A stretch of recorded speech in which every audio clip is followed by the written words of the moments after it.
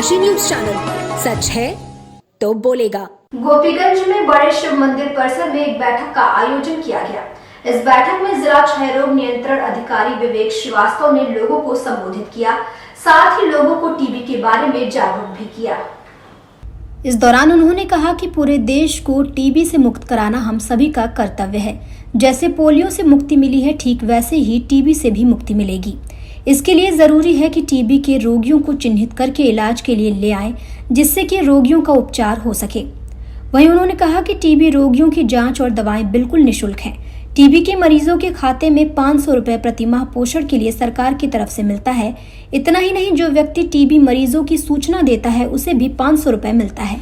एक बहुत बड़ा महाअभियान है, उसमें जन भागीदारी सुनिश्चित करने के लिए मैं जगह जगह इस तरह के कार्यक्रमों में जाता हूं, जिससे मैं जनता को डायरेक्टली अपने इस कार्यक्रम में जोड़ सकूं और इस जनपद भदोही को टीबी से मुक्त करा सकूं। इसकी गोपनीयता को बनाए रखे जाना चाहिए। अगर मरीज नहीं चाहता कि उसको प्रचारित किया जाए तो हमारा क्या इंटरेस्ट है कि हम उसको प्रचारित करें, उसकी हम गोपनीयता बनाए रखेंगे, है कि नहीं जी।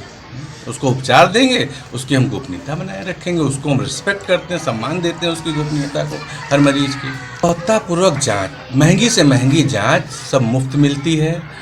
जितनी महंगी से महंगी दवाएं हैं, चाहे वो जटिल टीबी की दवाएं, महंगी से महंगी दवाएं सब सरकार मुफ्त में दे रही है। साथ में टीबी मरीज को 500 रुपये प्रति माह जब तक इलाज चलता है पोषण के लिए सरकार पैसा देती है, उसके खाते में पैसा हो जाता है।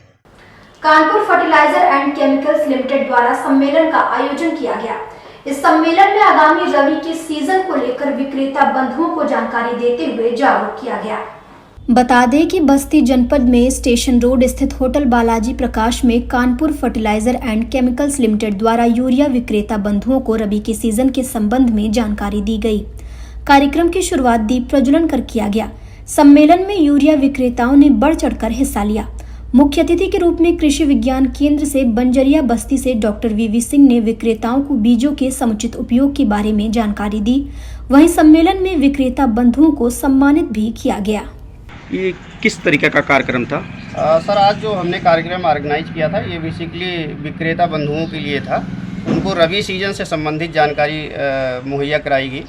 बेसिकली ये मीटिंग रखा गया था कि जो आने वाला रबी सीजन है उसमें वो किसानों को समुचित फर्टिलाइज़र का, उर्वरक बीज का समुचित प्रयोग कैसे करना है, फर्टिलाइज़र का प्रयोग कैसे करना है, जैविक फर्टिलाइज़र का प्रयोग कैसे करना है, अगर कोई फर्टिलाइज़र नहीं उपलब्ध हो पा रहा है तो उसकी वैकल्पिक व्यवस्था क्या है, उस सब चीज़ों के बारे में जानकारी दी गई। उसके लिए हमने जो है कृषि विज्ञान केंद्र बंजरिया फार्म से डॉक्टर वीवी सिंह को बुलाया था। उन्होंने समुचित जानकारी दिया कि रबी सीजन में कितना बीज का प्रयोग करना है, कितना फर्टिलाइज़र का प्रयोग करना है, कितना माइक्रो फर्टिलाइज़र का प्रयोग करना है, इन सब चीज़ों के बारे में जानकारी दिया। बेसिकली हमारा जो आज मीटिंग का उद्देश्य था वो कंपनी के बारे में विस्तार से जानकारी देना था, जो कि जेपी ग्रुप की कंपनी हमारी Kanpur fertilizer and chemicals limited. तो उसके प्रोडक्ट के बारे में भी अवेयर करना था, जिसमें हमारा चांद छाप यूरिया आता है, चांद छाप के नाम से माइक्रो फर्टिलाइज़र, सल्फ़र और दूसरे भी माइक्रो न्यूट्रिएंट आते हैं, जाइम आता है। तो उन सब चीज़ों के बारे में विस्तृत जानकारी देनी थी। साथ में जो रिटेलर बंधु हमारे आए थे, विक्रेता बंधु, उनको सम्मानित भी करना था। इस परिप्रेक्ष्य में आज की मीटिंग थी। जनपद के विभिन्न डिग्री कॉलेजों में छात्र संघ चुनाव कराने को लेकर आज कलेक्ट्रेट पर डीएम के कार्यालय के आने जाने वाले मुख्य मार्ग पर गेट के बाहर सुबह से धरना दे रहे महाविद्यालयों के छात्र नेताओं को जबरन हटाकर पुलिस वैन में डालकर जेल भेज दिया गया। एडीएम प्रशासन अनिल कुमार मिश्रा ने बताया कि इनको धारा 144 के उल्लंघन के चलते जेल भेजने की कार्यवाही की गई है। बता दें कि सुबह 10 बजे से जब छात्र डीएम के आने जाने के लिए बने रास्ते के गेट के बाहर बैठे थे, वहीं अपराह्न को जब डीएम वापस आवास के लिए निकले तो छात्र गेट के बाहर ही जमीन पर बैठे रहे। इस दौरान एडीएम प्रशासन अनिल कुमार मिश्रा को छात्रों को देर से समझाते देख डीएम अपने वाहन से उतरे और उन्होंने भी छात्र नेताओं को समझाने की कोशिश की, लेकिन धरने पर बैठे छात्र नेता अपनी मांगों को मनवाने के लिए अड़े हुए थे। छात्र नेता छात्र संघ चुनाव की तिथि की तत्काल घोषणा की मांग कर रहे थे। वहीं छात्रों के अड़ने पर जिलाधिकारी की गाड़ी वहां से वापस चली गई। कुछ देर बाद आला अधिकारियों के साथ भारी मात्रा में पुलिस फोर्स मौके पर पहुंच गई तथा पूरा कलेक्ट्रेट परिसर छावनी में तब्दील हो गया। इस दौरान पुलिस द्वारा छात्रों को जबरदस्ती उठाकर कोतवाली ले जाया गया। छावनी थाना क्षेत्र के गांव में 20 वर्षीय दलित युवती के साथ अज्ञात व्यक्ति द्वारा दुष्कर्म किया गया है, जिसकी हालत गंभीर बताई जा रही है। उधर इलाज के लिए युवती को जिला महिला चिकित्सालय भर्ती कराया गया है। बता दें कि इस मामले में हरकत में आई पुलिस ने अज्ञात व्यक्ति के खिलाफ मुकदमा दर्ज कर कार्यवाही शुरू कर दी है।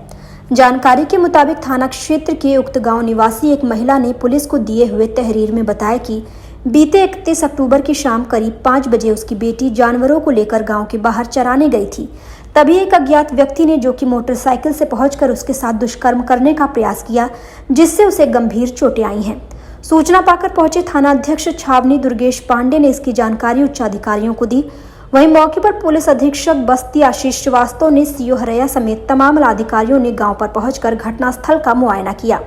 पुलिस अधीक्षक ने बताया कि घटना की तह तक जाने का प्रयास कर रहे हैं। युवती का इलाज बीआरडी मेडिकल कॉलेज गोरखपुर में चल रहा है, जहां वह खतरे से बाहर है। 31 अक्टूबर को थाना छावनी क्षेत्र के रहने वाले व्यक्ति ने थाना छावनी पर आकर यह तहरीर दी कि 31 अक्टूबर की शाम 4 से 5 के बीच में जब उनकी 20 वर्षीय बेटी भैंस चराने के लिए गई थी, तो उसी समय एक अज्ञात मोटरसाइकिल चालक वहां पर आया, जिससे किसी बात पर उनकी कहासुनी हुई। बाद में उस अज्ञात मोटरसाइकिल चालक ने उनकी लड़की के साथ में गलत कार्य करने की कोशिश करी। उनकी इस तहरीर के आधार पर अभियोग पंजीकृत कर लिया गया है, बलात्कार का अभियोग पंजीकृत किया गया है। मौके का मुआयना हम सभी उच्चाधिकारियों के द्वारा कर लिया गया है। पीड़िता का इलाज बीआरडी मेडिकल कॉलेज गोरखपुर में हो रहा है, जहां वो खतरे से बाहर है। शीघ्र ही इस अज्ञात व्यक्ति की पहचान करके इसको गिरफ्तार किया जाएगा। इसके खिलाफ आगे की विधिक कार्रवाई की जाएगी। प्रधानमंत्री नरेंद्र मोदी की प्रेरणा और मुख्यमंत्री योगी आदित्यनाथ की मंशा के अनुरूप ग्रामीण मरीजों के स्वास्थ्य का परीक्षण शुल्क रहित कम समय में ज्यादा लोगों का हो सके, इस उद्देश्य से उत्तर प्रदेश के प्राथमिक स्वास्थ्य केंद्रों में हेल्थ एटीएम मशीन लगाया जा रहा है। इसी क्रम में आज प्राथमिक स्वास्थ्य केंद्र बसनी बड़ा गांव में पिंडरा विधायक डॉक्टर अवधेश सिंह ने हेल्थ एटीएम मशीन का उद्घाटन कर जनता को समर्पित किया। इस दौरान मशीन के उद्घाटन के अवसर पर सर्वप्रथम पिंडरा विधायक ने अपने स्वास्थ्य का परीक्षण कराया, वहीं उसकी गुणवत्ता को परखा। इस दौरान मुख्य चिकित्सा अधिकारी डॉक्टर संदीप चौधरी ने बताया कि इस मशीन के माध्यम से जहां पहले 60 से अधिक रोगों की जांच होती थी, वहीं अब वर्तमान में 21 रोगों की जांच होगी। वहीं दूसरी तरफ गोपाष्टमी गौ पूजन के पावन अवसर पर ग्राम सभा मधुमक्खिया स्थित वृहद गौवंश आश्रय स्थल में पिंडरा विधायक ने गौ पूजन करके सबके कल्याण की कामना की। जनपद आजमगढ़ के पुलिस अधीक्षक अनुराग आर्य ने जिले की कानून व्यवस्था को सुदृढ़ बनाए रखने के लिए 17 पुलिसकर्मियों का तबादला कर दिया है। तबादलों में इंस्पेक्टर और सब इंस्पेक्टर स्तर के 17 थानों में फेरबदल किया गया है। जिले में तबादलों को लेकर आईजीआरएस प्रकोष्ठ के प्रभारी दिलीप कुमार सिंह को कंधरापुर थाने का प्रभारी बनाया गया, जबकि कंधरापुर थाने पर तैनात रहे अखिलेश पांडे को गंभीरपुर का प्रभारी बनाया गया है। गंभीरपुर थाने पर तैनात रहे राम प्रसाद बिंद को पवई का प्रभारी, जबकि पवई में तैनात रहे रत्नेश दुबे को देवगांव थाने का उप निरीक्षक बनाया गया है। एसपी पीआरओ रहे ब्रह्मदीन पांडे को बिलरियागंज का प्रभारी, जबकि बिलरियागंज के प्रभारी विजय प्रकाश मौर्य को एसपी का पीआरओ बनाया गया है। रानी की सराय थाने के प्रभारी नंद कुमार तिवारी को सिधारी थाने का प्रभारी और पुलिस लाइन में तैनात रहे शिव प्रकाश मिश्रा को रानी की सराय का प्रभारी बनाया गया है, जबकि सिधारी थाने के प्रभारी स्वतंत्र कुमार अस्वस्थता के कारण अवकाश पर हैं। सिधारी थाने पर तैनात रहे निरीक्षक अपराध महेंद्र कुमार शुक्ला को कंधरापुर थाने में इसी पद पर भेजा गया है, जबकि पुलिस लाइन में तैनात रहे मुरारी मिश्र को बलरामपुर पुलिस चौकी की जिम्मेदारी दी गई है। जीएनपुर में तैनात शंकर यादव को एलवेल चौकी, जबकि एलवेल चौकी पर तैनात विजय प्रताप सिंह को थाना कोतवाली में तैनाती दी गई है। पुलिस लाइन में तैनात देवेंद्र नाथ दुबे को थाना देवगांव की लालगंज चौकी का प्रभारी बनाया गया है, जबकि लालगंज चौकी पर तैनात रहे अनुपम जायसवाल को पुलिस लाइन भेजा गया है। प्रभारी परामर्श प्रकोष्ठ में तैनात रहे राकेश तिवारी को गोसाई की बाजार चौकी का प्रभारी, जबकि गोसाई चौकी पर तैनात उमाकांत शुक्ला को गंभीरपुर थाने पर तैनाती की गई है। 95 बटालियन केंद्रीय रिजर्व पुलिस बल ने अनिल कुमार वृक्ष कमांडेंट के नेतृत्व में बनारस हिंदू यूनिवर्सिटी के गेट पर कमांडेंट 95 बटालियन द्वारा पंडित मदन मोहन मालवीय जी की प्रतिमा पर माल्यार्पण कर बाइक रैली का शुभारंभ किया। बता दें कि इस कार्यक्रम का मुख्य उद्देश्य था लोगों को अपने स्वास्थ्य के प्रति जागरूक करना। इस दौरान जगह जगह रुककर जवानों ने राहगीरों एवं रोड के किनारे रहने वालों से स्वस्थ रहने के लिए साइकिल चलाने, दौड़ने एवं वॉकिंग करने के लिए जागरूक किया। सीआरपीएफ के जवानों ने लोगों को संदेश दिया कि यदि अपने आप को फिट रखना है तो अपने दिन भर में थोड़ा समय निकाल कर जरूर साइकिल चलाएं, टहलें या दौड़ें। इससे आपका स्वास्थ्य ठीक रहता है और इंसान इन क्रियाकलापों से हृदय, पेट, फेफड़े, खून से संबंधित बीमारियों से भी बचता है। फिट इंडिया फ्रीडम रन का ये प्रोग्राम लोगों को जागरूक करने के लिए था कि लोग ज्यादा से ज्यादा जागरूक हो सकें और फिट रह सकें। आप देख रहे हैं डैन काशी न्यूज चैनल। सच है तो बोलेगा।